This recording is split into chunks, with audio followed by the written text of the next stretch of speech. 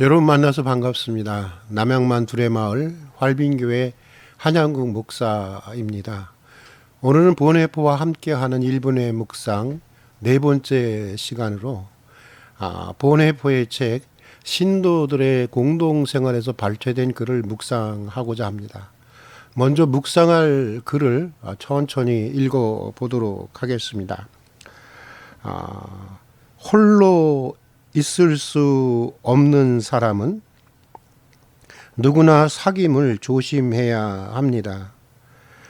홀로 있을 수 없는 사람은 자기 자신과 사귐에 해를 끼칠 수 있기 때문입니다. 하나님이 당신을 부르셨을 때 당신은 홀로 하나님 앞에 서 있었고 홀로 그 부르심을 따라야 했습니다. 당신은 홀로 당신의 십자가를 져야 했고 홀로 싸우고 홀로 기도해야 했습니다. 그리고 홀로 하나님 앞에서 책임을 져야 하고 홀로 죽어야 할 것입니다. 당신은 이것을 피할 수 없습니다. 까닭은 하나님 자신이 당신을 선택하셨기 때문입니다. 당신이 홀로 있기를 원하지 않는다면 당신은 그리스도의 부르심을 스스로 포기하는 것이며 부르심을 받은 사람들과의 사귐에 참여할 수 없게 될 것입니다.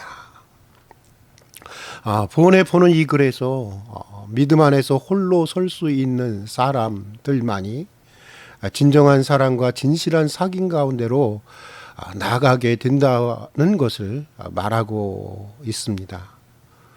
홀로 설 수 없고 다른 사람들에게서 자기의 외로움을 해소하려고 하는 사람은 참된 사귐에 이를 수 없다는 것입니다. 현대인들이 가장 견디기 어려워하는 것들 중 하나는 아마도 홀로 있는 것이 아닌가 합니다. 가장 가까운 관계마저도 무한 경쟁의 대상으로 삼아야 하는 현대 사회에 이르러 더욱 가중되고 있는 외로움에 대한 두려움 때문입니다. 외로움에 대한 두려움은 현대인을 소음과 군중 속으로 몰아넣고 있습니다. 그러면 그럴수록 사귐의 관계는 더욱 피상적이 되어버리고 외로움은 더욱 깊어지게 됩니다. 대표적인 현대 기독교 영성 작가인 헨리 나우에는 그의 책 영적 발돋움, 원래의 제목은 론칭 아웃라고 하는데 여기에서 우리가 영적인 삶을 살기 위해서는 우리의 삶이 외로움에서 고독으로 나아가야 한다라고 말하고 있습니다. 영어로 하면 외로움은 loneliness이고 고독은 solitude로 이렇게 구분하고 있습니다. 외로움에서 탈출하려고 하거나 그것을 부인하려 하거나 잊으려고 하는 대신에 오히려 외로움의 광야로 들어가며 침묵의 삶과 끈질긴 노력을 통해서 외로움의 사막을 고독의 정원으로 변화시켜야 한다는 것입니다. 그렇다면 외로움과 고독의 차이는 무엇일까요?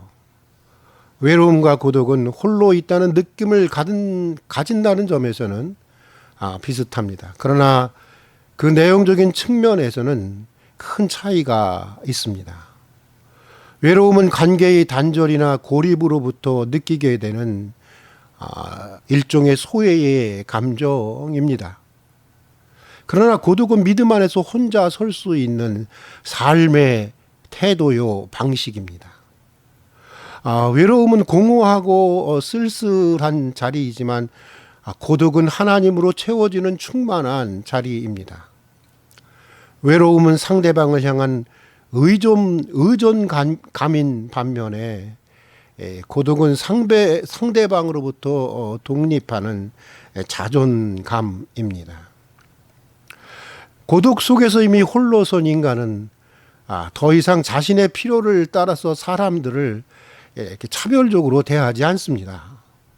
그는 홀로 설 수 있기에 이제 더 이상 다른 이들의 관심과 애정을 의지하지 않고 대가 없이 상대방에게 자신을 내어줄 수 있는 것입니다. 고독은 우리를 동료로부터 결코 분리시키지 않습니다. 오히려 진정한 동료애를 가능하게 하는 것, 그것이 바로 고독인 것입니다. 현대 영성의 교부라고 불리는 토마스 머튼은 이렇게 말하고 있습니다. 형제들을 진정으로 사랑할 수 있는 너그러움을 발견한 것은 바로 깊은 고독 속에서였습니다. 고독에 깊이 들어가면 갈수록 나는 나의 형제들에게 더 깊은 사랑을 가지게 되었습니다. 고독은 내게 상대방에 있는 그대로를 사랑하라고 가르쳐 주었습니다.